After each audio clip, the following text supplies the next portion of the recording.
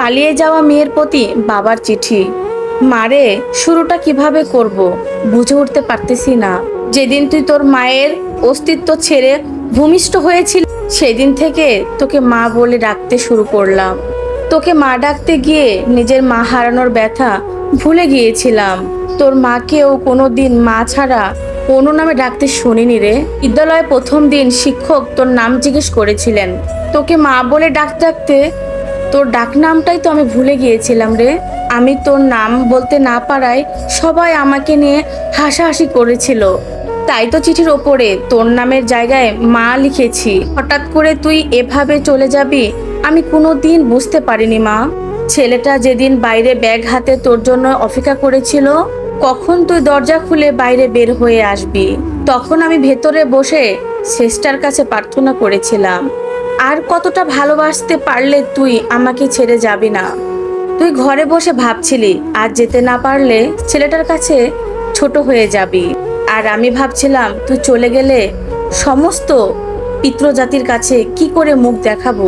জানিস মা, তুই তোর 3 বছরের ভালোবাসা খুঁজে পেয়েছিস, কিন্তু আমার জীবন থেকে 20 বছরের ভালোবাসা হারিয়ে গেছে। মারে, প্রত্যেকটা বাবা জানে রক্ত পানি করে গড়ে তোলা মেয়েটা একদিন অন্যের ঘরে চলে যাবে। তারপরও একটুও কৃপণতা থাকে না বাবাদের ভেতরে। বাবাদের ভালোবাসা শামুকের খলসের মতো। মারে, বাহিরটা শক্ত হলো ভিতরটা নরমই থাকে। বাবারা সন্তানদের যে কতটা ভালোবাসে তা বুঝতে পারে না। জানি মা, আমার লেখাগুলো পড়ে তোর অনেক খারাপ লাগতে পারে। কি করব বল? তোরা তো যৌবনে পা রাখার পর চোখ কান নাক সব কিছুর প্রতি বিবেচনার করে প্রেম করিস, কিন্তু যেদিন জানতে পারলাম তুই তোর মায়ের গর্ভে অবস্থান করছিস, সেদিন বুঝতে পারিনি তুই কালো হবি না ফর্সা হবি, ন্যাংরা হবি না বোবা হবি। তাই এত কিছু অপেক্ষা না করে প্রেমে পড়েছিলাম, তাই এত কিছু শিখলাম। জানি মা, তোদের সব সন্তানদের একটাই প্রশ্ন, বাবা কেন তাদের ভালো লাগাটাকে সহজে মানতে চায় না। উত্তরটা তোর ঘাড়ে তোলা থাকলো। তুই যেদিন মা হবি সেদিন নিজে নিজে উত্তরটা পেয়ে যাবি। তোরা যখন একটা ছেলের হাত ধরে পালিয়ে যাস, তখন ওই ছেলে ছাড়া জীবনে আর কারো প্রয়োজন মনে করিস না, কিন্তু একটা বাবা বোঝে তার জীবনে নিজের মেয়েটার কতটা প্রয়োজন।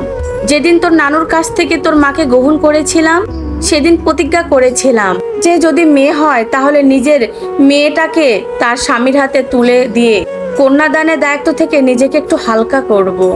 তাই তো তোর প্রতি এত অভিমান। মারে, বাবার ওপর রাগ করিস না। তোরা যদি অল্প দিনের ভালোবাসার জন্য ঘর ছেড়ে পালাতে পারিস, তবে আমরা 20 বছরের ভালোবাসার জন্য বেপরোয়া হব না কেন?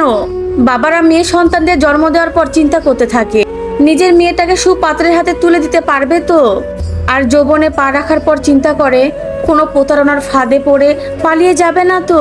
তাই তো প্রত্যেকটা বাবার তার মেয়েদের প্রতি এত নজরদারি। যদি মন কাঁদে তবে ফিরে আসিস, বুক পেতে দেব। হয়তো তোর মায়ের মতো পেটে ধরতে পারিনি, তবে পিঠে ধরার যন্ত্রণাটা সহ্য করতে পারছি না।